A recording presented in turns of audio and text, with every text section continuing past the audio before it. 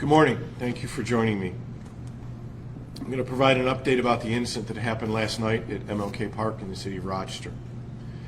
At about 2:45 a.m., officers in the area of MLK Park heard what sounded like gunshots. Around the same time, the 911 center received multiple calls indicating that a person was possibly shot. Officers arrived quickly at the park and found a 33-year-old male suffering from at least one gunshot wound to the lower body. Due to the seriousness of the injury, officers immediately applied a tourniquet, and he was rushed to Strong Hospital with what ultimately was determined to be non-life-threatening injuries.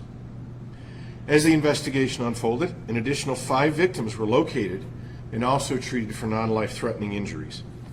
These victims arrived at the hospital by various modes of transportation. One even went home before then going to the hospital.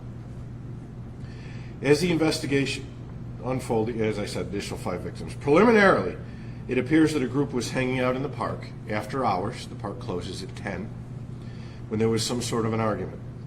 It is reported that at least one person pulled out a firearm and began to fire into the crowd before fleeing the scene. Due to the large size of the scene, multiple law enforcement agencies responded to assist, including our partners from the Monroe County Sheriff's Office and the New York State Police. Additionally, while continuing to work to disperse the crowd and provide treatment to the victims, 38-year-old Joshua Sanchez actively blocked the officers and then began to fight with officers. As a result of this, one officer was injured while taking Sanchez into custody. The officer was transported to a local hospital for treatment of a lower body injury. Sanchez has been taken to the Monroe County Jail. He is charged with assault second, obstructing governmental administration in the second degree, resisting arrest, and harassment in the second degree. He should be arraigned tomorrow morning, I would think. The Criminal Investigations Section Non-Fatal Shooting Unit is continuing to investigate the incident. Anyone with information is encouraged to call 911. The following victims were treated for non-life-threatening gunshot wounds, and I'll go through them. So a 33-year-old male was treated at the scene with a tourniquet by responding officers, taken to Strong with a non-life-threatening lower body injury. Second victim, a 17-year-old male, transported to Strong Hospital from the scene by ambulance with a non-life-threatening lower body injury. Third victim, an 18-year-old male, transported to Strong Hospital from the scene by ambulance with a non-life-threatening lower body injury. 21-year-old male, transported to Strong Hospital by private vehicle with a non-life-threatening lower body injury. A 25-year-old female transported to Rochester General Hospital by private vehicle with a non-life-threatening lower body injury.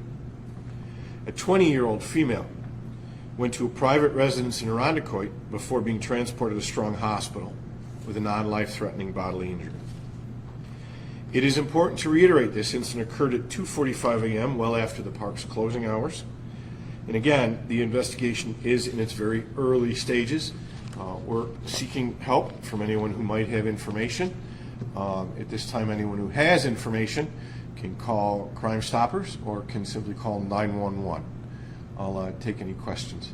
Do we know if the individuals who were the victims who were shot, do we know if they were involved in this fight or if they were innocent bystanders? At this time, it looks like they were all part of the same gathering, and then some sort of fight or altercation occurred amongst all the folks that were gathering together.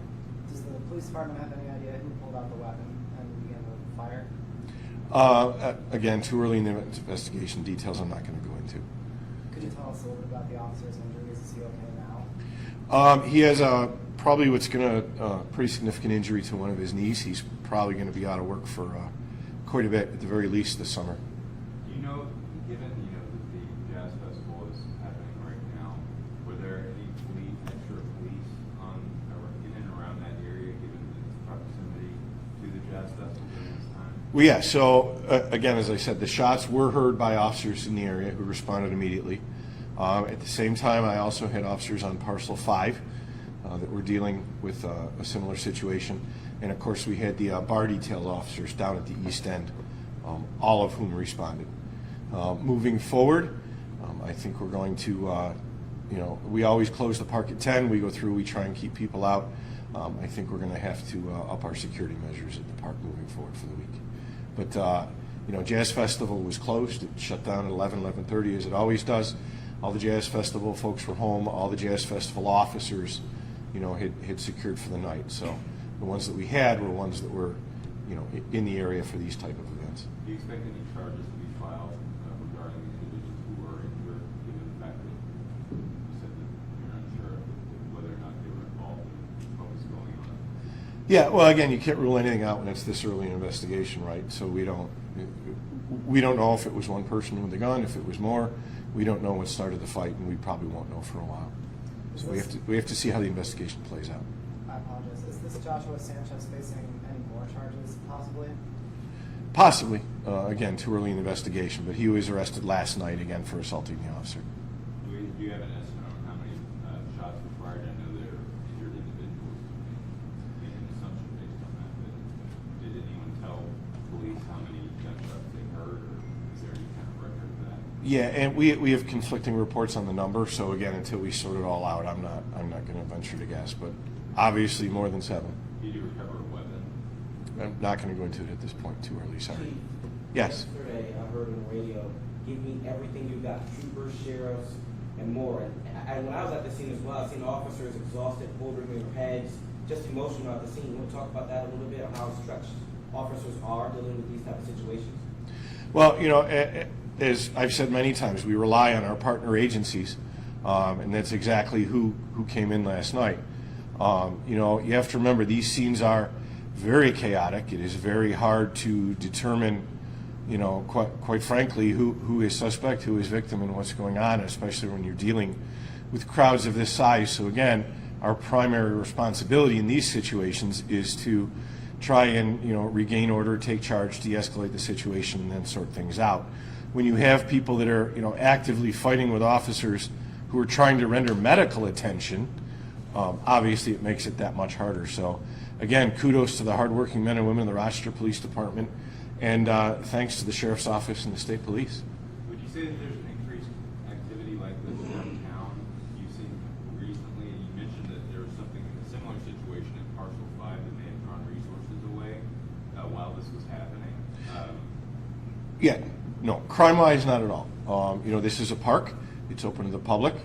It's summertime. People like to gather there, and unfortunately, sometimes things like this happen. But it does close at 10, and that certainly can be enforced. We have similar issues with Parcel 5. It's a park. So it's summer. People like to go and gather. Unfortunately, sometimes then people will be drinking or playing their music and disturbing, and things can escalate from that.